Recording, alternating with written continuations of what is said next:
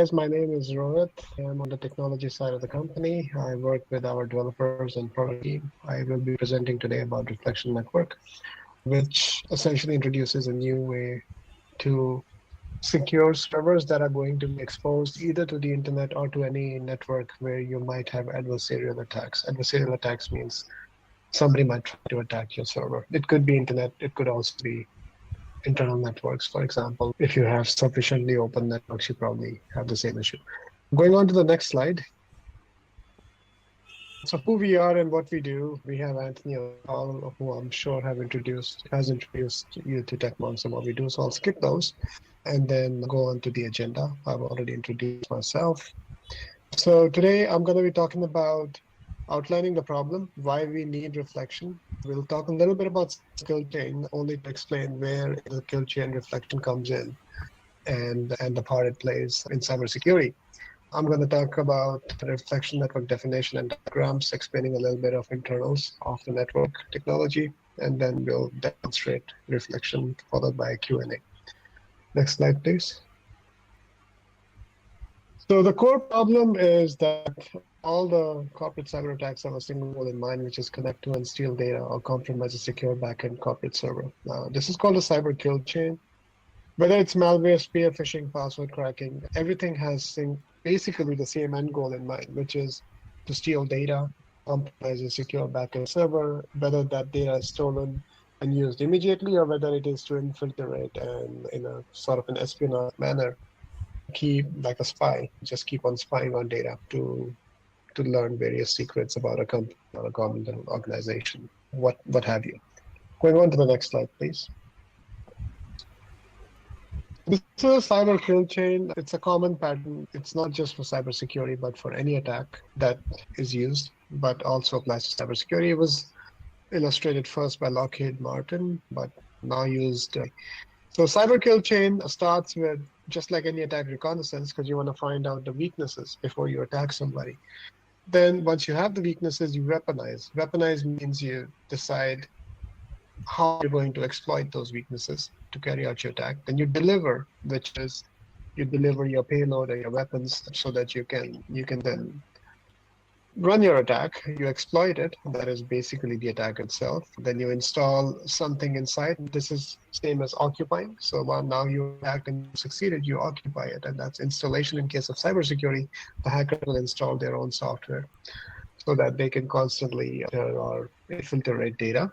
That includes a command and control center inside your network from where they can send different commands to servers or to their software, which is stealing your data, and then actions that they may take after that attack has happened.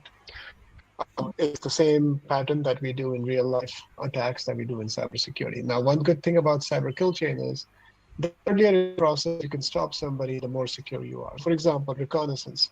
If you can stop somebody from even knowing what your weaknesses are, then you don't need to worry about the rest of it. And the lower down the skill chain you go, the harder it is to stop. For example, the lowest part, let's say they've all attacked you, so they're at the exploit stage, then it's much harder to stop them because now you're like in a war in real life. So they're at your door and they're fighting you. You don't want that to. So the earlier in the skill chain you stop somebody, the better it is. Reflection network actually works at step number 1 of this skill chain. We stop reconnaissance. And we do that by hiding the servers that are exposed to the internet. That is a core objective of reflection, is to secure your servers that are exposed to the internet or, like I said, any insecure network by essentially making it disappear from the network so that they cannot be spied upon or observed by the adversary. So they cannot do reconnaissance. If they cannot do reconnaissance, they don't go to step number 2 because they don't know what to attack. And that's the point of reflection network, is to stop as early as possible. Next slide, please. The core problem is that why we do have cybersecurity issues is we all use TCP/IP protocol to communicate. It's like the oxygen. You can't get away from it. If two devices have to talk, it doesn't matter what the device is, whether it's military drones flying in the sky or whether it's aeroplanes or it's your computers talking to each other. Anything exposed to anything that needs to talk over a network, it pretty much uses TCP/IP as the protocol. The protocol itself is quite old. It's quite a successful protocol. It was designed in 1972 as a protocol. The reason it was designed was in case of nuclear war, systems would go down, and we needed an open protocol system. So whatever was left could still talk to each other. And when it was designed in 1972, there was no such thing as cyber attacks, cybersecurity, or indeed the first computer virus, which was in 1986. So the protocol was designed good 14 years before we even knew that anything in computers had to be secured because it could be hacked. So consequently, TCP/IP has no security built into the protocol. That's because the designers could not foresee the problem. And that leads to a very critical issue, which is in TCP/IP by design, any server that needs to be a server has to have an open port because there are two things in TCP/IP. There's a client and there's a server. The server is the one that's giving out information. The client is connecting to it to exchange information.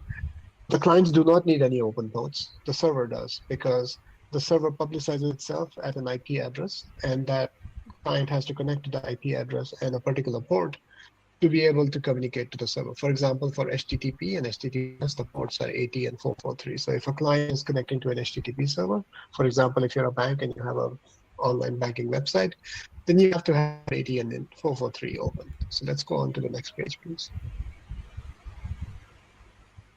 And the reason this sort of a problem is because it's like keeping a door open. So imagine if you have a house that has thousands and thousands of doors and windows. So TCP/IP has 64,000 ports, potentially that can be open. Each of them can be thought of like a door window. If you turn on a computer and you don't put any firewall in front of it, all 64,000, 65,000, I don't know the exact number, are open. So as you can imagine, it's like a Swiss cheese. It is filled with holes. So we came up with firewall. Let's go on to the next slide, please. Let's go on to the next one. Yeah. Firewall essentially stops this problem by saying, hey, if you want to communicate with me and I'm an HTTP server, everybody knows you need over port 80 or 443. I don't need 64,000 ports open. So it closes everything except port 80 or 443. But this leads to a big problem. It is same as me saying, if I want to secure my house and my house has 10 doors and windows, I close 9 of them, but I keep my main door completely open for everybody to walk into. How secure is that house? The thieves are only going to enter your house through one door. They do not need 5 doors, 10 doors to enter. They need just one door.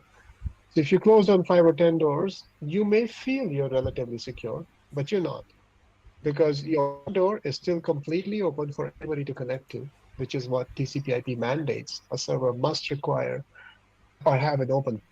So you're not secure because the thief knows you have that one door. It's completely insecure. The firewall is not stopping the traffic onto that port because everybody must be able to connect to it, and they can walk in through that door. And that's why we get attacked, and cybersecurity continues to be an issue. So go on to the next slide, please.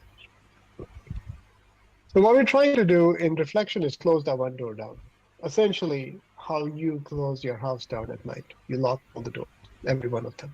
That's what we're trying to do. We say, what if we could do that? Clearly, that's not possible in TCP/IP because it says if a client has to connect to your server to exchange information, you must have an open door. But what if we could do something like that? So let's go to the next slide, please.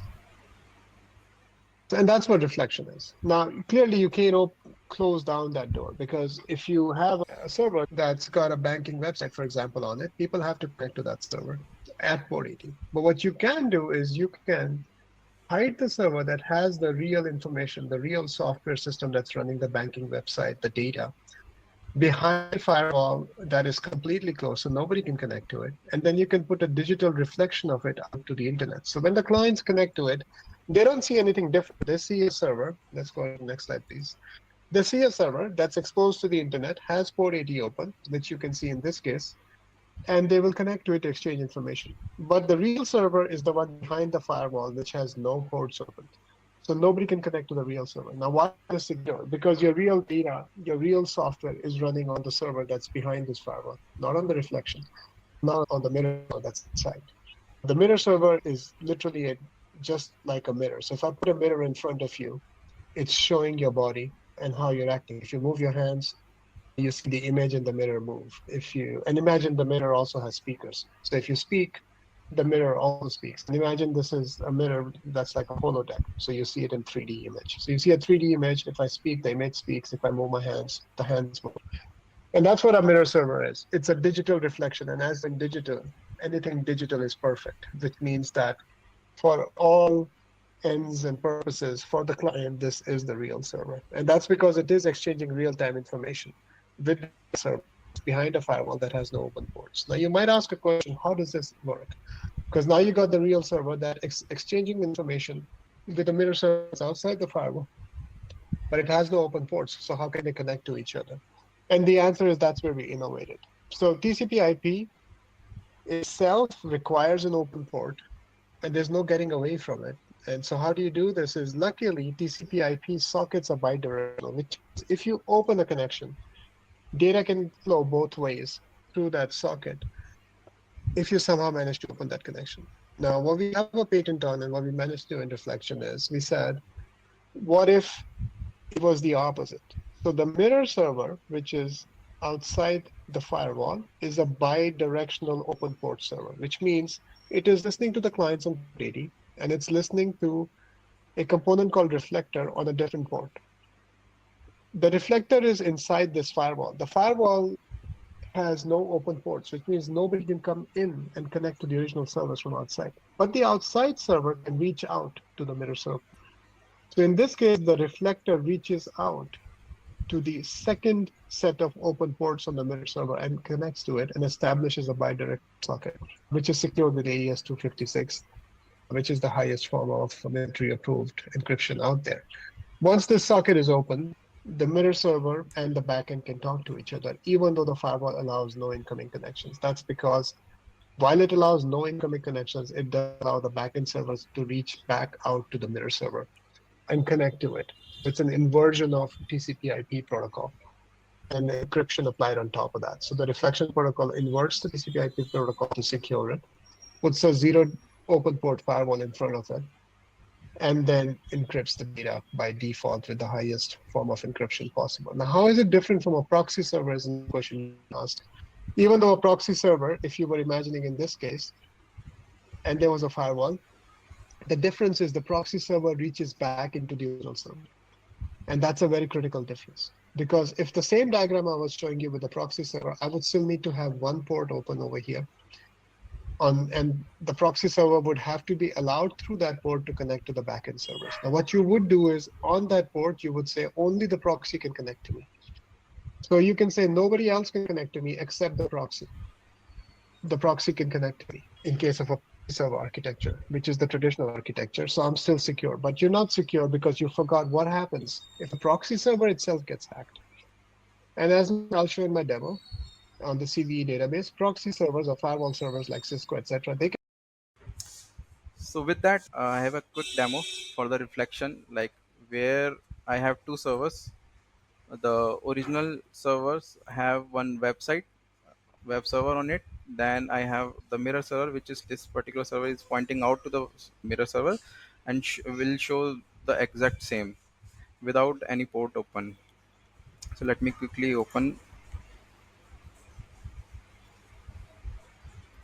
So for the demo purpose, I have this quick template for the website, and if I also click on this, will also show me the same content. So this one is the mirror, sorry, this one is the original one, and this one is the mirror one. And if I change any, like I have already opened, so if I do any changes onto the website which is on original server,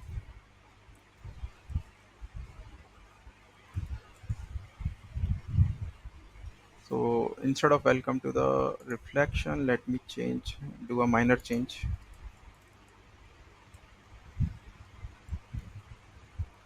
Okay,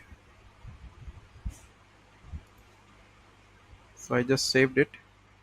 Let me refresh the original server now. So it can, we can see like on original server it is reflected, and if we check the mirror server also and then refresh it, it is also reflected onto the mirror as well. So that's one of the thing, it's reflecting out onto the mirror. And but the thing is, this server is still accessible. So my next step would be to stop the service onto the server, the inbound connections. So for that,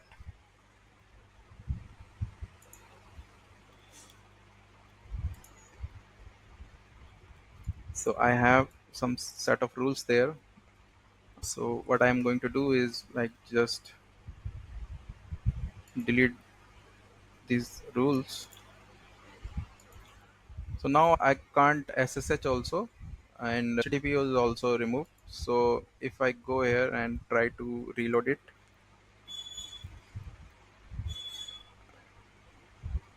it is not actually loading it, and it will, I think, throw one error also in a while.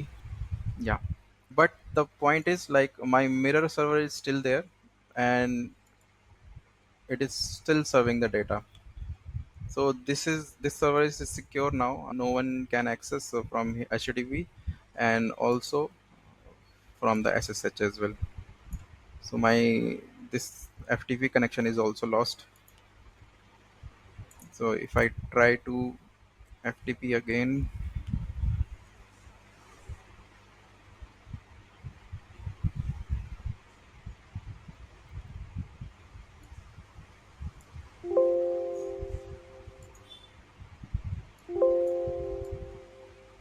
so actually it is trying to connect, but since the port is closed and it is not able to make a connection, and throws me this error: refuse to connection to this particular IP is refused. So yeah, this is the quick demo for the reflection, like where we have this original server pointing out to the mirror server, and when we close the connection and it's still serving the data, original data. Yeah, with that we are done with the reflection. If you